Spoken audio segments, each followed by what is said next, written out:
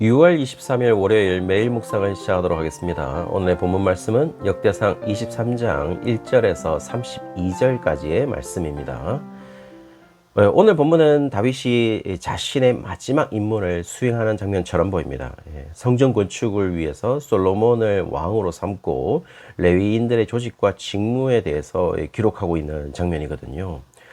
다윗의 모습을 보면 자신의 마지막을 어떤 모습을 보이고 떠나야 하는지를 잘 알고 있는 것으로 보입니다.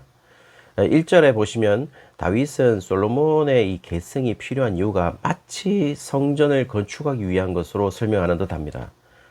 다윗은 솔로몬으로 계승되기를 빨리 원했던 사람처럼 묘사되고 있거든요. 이유는 한 가지인 것 같습니다. 그것은 자신이 왕의 자리에 있는 것보다 성전이 지어지기를 원했던 것으로 보입니다. 그렇게 볼 수 있는 것은 실제적으로 정식 왕의 계승은 역대상 29장에 언급되고 있거든요. 그러나 이 부분에서 분명 다윗이 살아 있어서 여전히 왕임에도 불구하고 솔로몬을 왕을 삼았다라는 부분을 과거 시제로 묘사하면서 솔로몬이 이미 왕이 된 것처럼 묘사하고 있지만 솔로몬이 실제적으로 왕이 되었다가 아니라 그만큼 성전을 건축하는 문제와 솔로몬의 왕위 계승은 불가분의 관계라는 것을 이야기하고 있습니다. 그리고 솔로몬으로의 이 왕위 계승만큼 다윗에게는 성전 건축이 중요한 문제였다는 사실을 알려주고 있죠. 그 중요한 사실을 말하고자 다윗은 23장부터 26장까지 성전에서 일하는 사람들의 조직과 직무를 준비하기 시작합니다. 그리고 조직을 2만 4천 명은 여호와의 성전의 일을 보살피는 자로, 그리고 6천 명은 관원과 재판관으로, 4천 명은 문지기로, 4천 명은 여호와께 찬송을 드리기 위하여 만든 악기로 찬송하는 자들로 구성했고, 레위인의 아들인 게르손, 그핫, 무라리 가문으로 나누었던 것이죠. 7절에서 11절에는 이 게르손 계열이 보여주고 있고 12절에서 20절까지는 그앗 계열로 이렇게 구성이 되어 소개를 해주고 있습니다. 그리고 21절부터 23절까지는 무라리 계열을 소개하고 있는 것이죠. 그리고 24절부터 32절까지 보시면 레위 사람들의 구체적인 직무들도 서술하고 있습니다. 그러나 이 과정 속에 우리가 먼저 시행된 일은 2절에 보시면 레위인들의 수가 계수되었다 이렇게 말하고 있고 3절에서는 30세 이상 된 레위 사람들의 수를 계산해 보았는데 3만 8천 명으로 계수가 되었다라고 말하고 있어요. 이것은 쉽게 민수기 4장 3절에 보시면은 곧 30세 이상으로 50세까지 회막 일을 하기 위하여 그 역사에 참가할 만한 모든 자를 계수하라 라는 것에서 나타나듯이 지금 30세 이상으로 계수하는 것이 전통에 의한 것으로 보인다는 것이죠. 그러나 문제는 24절과 27절에 보시면은 레위 자손들의 계수에서 여호와의 성전에서 섬기는 일을 20세 이상으로 기록되고 있다는 겁니다. 지금 처음 시작은 다윗은 장막 개념 속에서 시작했던 것으로 보입니다. 그래서 민수기에 나타난 것처럼 장막의 패러다임 속에서 일하는 레위 사람의 연령을 30세로 보았지만 다시 수정하고 있는 것으로 보여요. 그래서 움직이는 장막이 아니라 고정되어 있는 성전이고 그 당시 히브리 노예로서 계수된 이스라엘 백성들의 수와 지금 이스라엘 백성들의 수는 차이가 있을 것이므로 지금 가장 성전에 알맞은 연령으로 맞추고 있는 것으로 보입니다. 그리고 25절에서 26절을 보시면은 레위 사람들의 주 직무들도 다르다는 것을 이야기합니다. 성막의 시절에는 늘 가운데 사용하는 모든 기구들을 옮겨야 하는 일을 맡았고 지금은 이제 고정된 성전을 지을 것이기 때문에 짐을 맬 필요가 없어졌다는 사실을 가리키고 있습니다. 그러면서 그들의 직무의 패러다임도 변화가 되었다라는 사실을 의미하고 있죠. 그런 여러 가지의 변화가 30세에 계수되었다가 20세로 조정된 것으로 보이고 있습니다. 물론 민수기에 보시면은 다시 25세로 조정되는 일도 있습니다. 그런 것처럼 직무 자체도 레위 자손들 가운데 누가 성전에 어떤 것을 메고 옮길 것인가에 대한 많은 에너지를 쏟았다면 그들의 직무는 이제 고정된 성전에 맞게 설정되고 있다는 사실을 말해주고 있죠.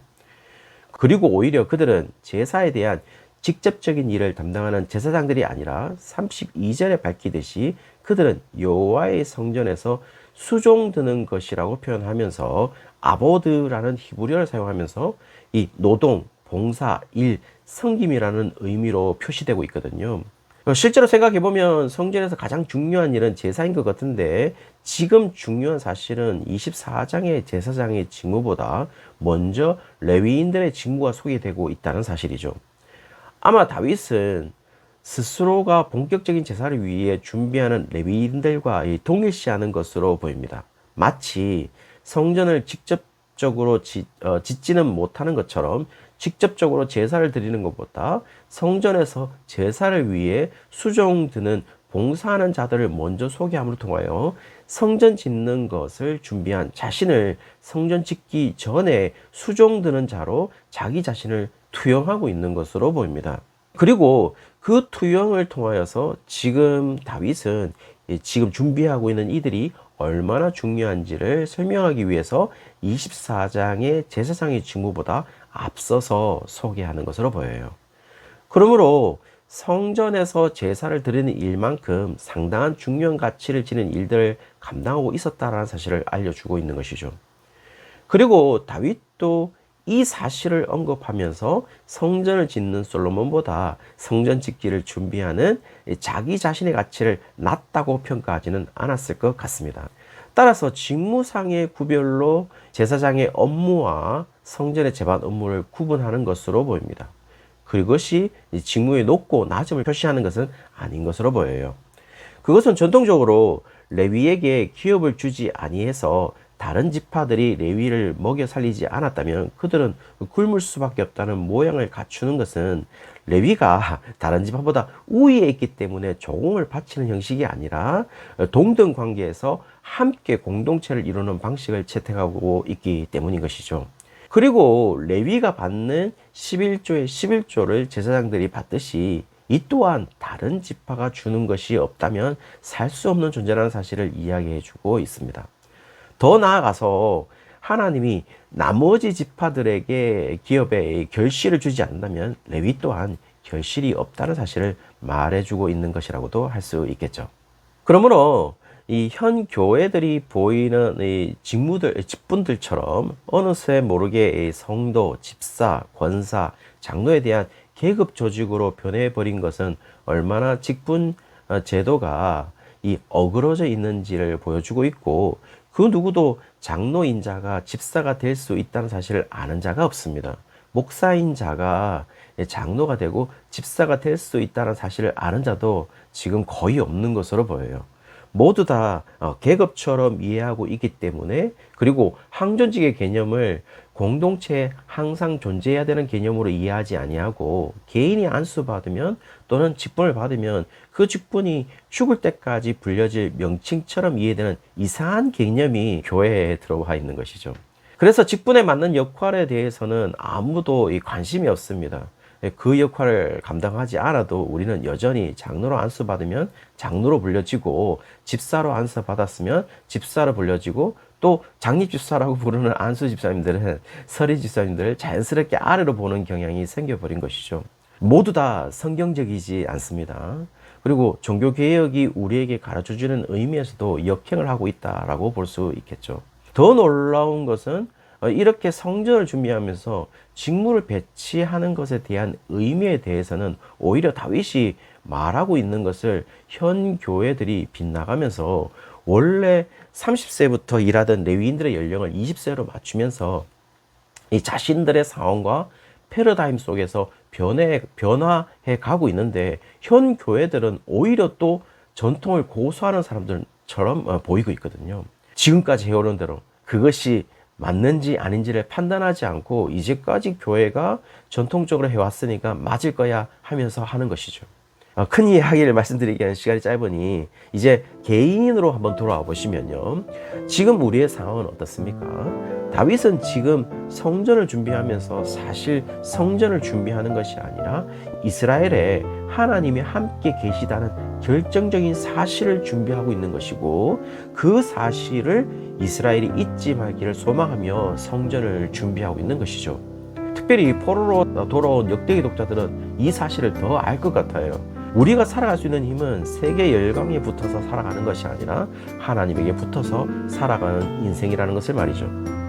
사랑하는 성도님들, 그렇다면은 우리의 삶의 패러다임을 여전히 돌아다니는 성마귀 시절이 아니라 여전히 30세가 되어야 난 일할 수 있어 라고 말하는 사고방식이 아니라 하나님이 나와 함께 늘 계신다는 성전의 시대를 살고 있는, 그리고 20세가 넘어서 이제 난 일할 수 있다라는 전통을 넘어선 새로운 패러다임 속에서 살아가는 인생임을 잊지 말고 살아가기를 주의 이름으로 축원합니다.